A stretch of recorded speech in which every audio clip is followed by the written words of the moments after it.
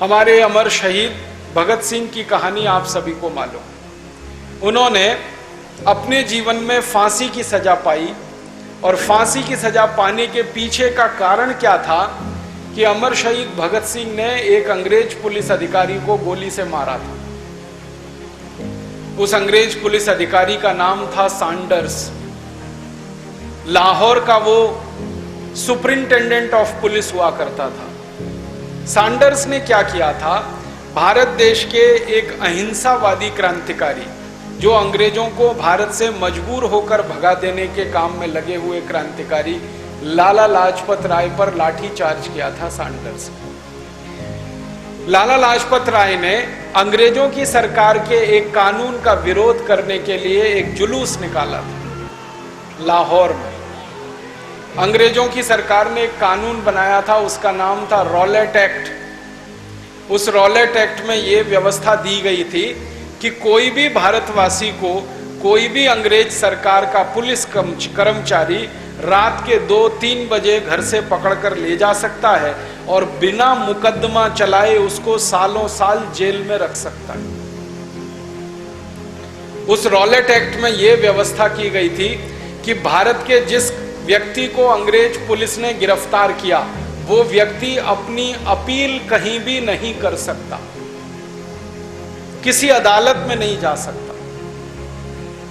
और अंग्रेज पुलिस के कर्मचारी का दिमाग फिर जाए, दिमाग उल्टा हो जाए, तो उस भारतवासी को पीटेगा, मारेगा, उस पर अत्याचार करेगा और भारतवासी अपनी शिकायत नहीं कर सके। ऐसा एक बर्बरतापूर्ण कानून बनाया था अंग्रेजों की सरकार ने, उसका नाम था रॉलेट एक्ट। उसका विरोध करने के लिए लाला लाजपत राय ने एक बहुत बड़ा जुलूस निकाला था लाहौर में। उस जुलूस के शांतिपूर्ण प्रदर्शन पर अंग्रेजी अधिकारियों ने लाठी चार्ज किया था और लाला लाजपत राय के सिर में इतनी लाठियां मारी थी कि लाला जी को ब्रेन हैमरेज हो गया था और उनकी मृत्यु हो गई। हमारे देश के जो भगत सिंह जैसे क्रांतिकारी थे, उनको ये बर्दाश्त नहीं हुआ। भगत सिंह भी वहीं हुआ करते थे जहां लाला लाजपत राय थे, लाहौर। तो भगत सिंह को बर्दाश्त नहीं हुआ।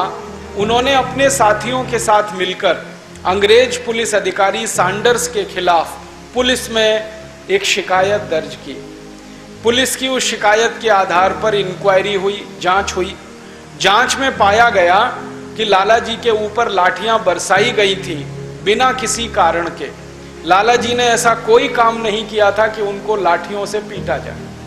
ना उन्होंने संपत्ति का नुकसान किया, ना उन्होंने पुलिस का कोई नुकसान किया, ना पुलिस के खिलाफ उन्होंने कोई अपशब्द कहा, ना पुलिस के खिलाफ कोई कार्यवाही की, ना किसी को उकसाया, ना किसी को भड़काया, फिर भी उनके सिर में लाठियां मारी गई। ये जांच में बात निकल के आई। तो शहीद आजम भगत सिंह का यह कहना था कि सैंडर्स नाम के अधिकारी को दंड मिलना चाहिए, क्योंकि उसने बिना किसी कारण लाला जी को सिर में लाठियां मारी और लाला जी का ब्रेन हेमरेज हो गया।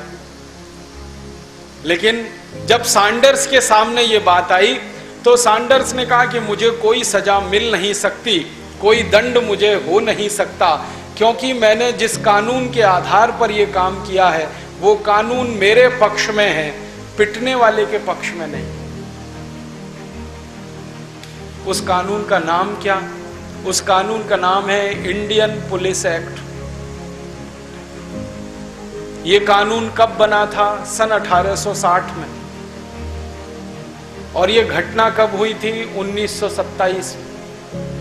1860 में अंग्रेजों ने कानून बनाया इंडियन पुलिस एक्ट। उसमें हर पुलिस अधिकारी को एक अधिकार दिया गया, उसका अंग्रेजी में नाम है right to offence. Right to offence का माने पीटने का अधिकार, मारने का अधिकार, हमला करने का अधिकार, अत्याचार करने का अधिकार। ये सारे अधिकार अंग्रेज अधिकारियों को दिए गए, पुलिस को दिए गए, लेकिन जिसको पीटा जा रहा है उसको बचाव करने का कोई अधिकार नहीं दिया गया। इस 1860 के इंडियन पुलिस एक्ट के बारे में जितना अध्ययन मैंने किया, दो ही बातें मेरे समझ में आई। हर पुलिस अधिकारी को राइट टू ऑफेंस है, पिटने वाले को राइट टू डिफेंस नहीं है। आपके ऊपर अगर पुलिस लाठी चार्ज कर रही है तो आप पिट लीजिए पुलिस से, उसकी लाठी को पकड़ने की कोशिश मत करिए, नहीं तो मुकदमा आपके खिलाफ बनेगा कि आपने पुलिस अधिकारी को ड्यूटी करने से रोका, उसका कर्तव्य करने से रोका। मतलब बिल्कुल सीधा है। कानून अंग्रेज पुलिस के समर्थन में था, भारत के क्रांतिकारियों के विरोध में था। तो सैंडर्स ने जब अदालत में यह बहस उठाई और उसने कहा कि मुझे तो कोई दंड नहीं हो सकता, मुझे तो कोई सजा नहीं हो सकती, क्योंकि ये कानून के आधार पर मैंने काम किया है। अब इसमें लाला जी का सिर फट गया तो मैं क्या करूं? मैंने तो मेरी ड्यूटी निभाई थी, मेरा अधिकार है कि मैं उनके सिर पर लाठी बरसाऊं। लाला जी मर गए तो मैं क्या करूं? जब इस तरह की बहस हुई तो भगत सिंह को बहुत क्रोध आया और इस बहस का अंतिम परिणाम क्या निकला? सैंडर्स को बाइज्जत बरी किया गया, उसको कोई सजा नहीं हुई, उसको कोई दंड नहीं हुआ। तो भगत सिंह ने फिर कसम खाई कि अब न्याय मुझे अपने हाथों से करना पड़ेगा, अंग्रेजी व्यवस्था से न्याय की हम उम्मीद नहीं कर सकते। अपने हाथों से न्याय करने के लिए ही भगत सिंह ने अपनी एक टोली बनाई, जिस टोली में चंद्रशेखर आजाद उनके सहयोगी बने। भगत सिंह एक, राजगुरु एक, सुखदेव एक, चंद्रशेखर आजाद एक, ऐसी करके एक टोली तैयार हुई। इस टोली ने कसम खाई कि आज नहीं तो कल इस सैंडर्स को हम मार डालेंगे। क्यों? क्योंकि इस सैंडर्स का जिंदा रहना बहुत खतरनाक है। इसने आज एक लाला जी को मारा है सिर पर लाठी के, कल दूसरे लाला जी को मारेगा, फिर तीसरे को मारेगा, और सारे देश में इसी तरह का माहौल अगर बना तो क्रांतिकारियों के तो जिंदा रहने का कोई स्थान नहीं बचेगा। इसलिए सैंडर्स को मरना बहुत जरूरी है। और इन्होंने एक दिन समय देखकर सैंडर्स को गोली मारी। भगत सिंह ने खुद गोली चलाई थी और प्रत्यक्षदर्शियों ने यह बताया इस घटना के बारे में कि भगत सिंह को इतना क्रोध था मन में कि पहली गोली में ही सैंडर्स ढेर हो गया था, मर गया था। लेकिन भगत सिंह ने 2 गोलियां और मारी थी उसकी छाती में अपने गुस्से को निकालने के। और उस समय भगत सिंह ने कहा था कि जो न्याय अंग्रेजी पुलिस व्यवस्था से हमको नहीं मिला, वो न्याय लेने के लिए हमको हाथ में रिवॉल्वर उठानी पड़ी। ये कहानी है।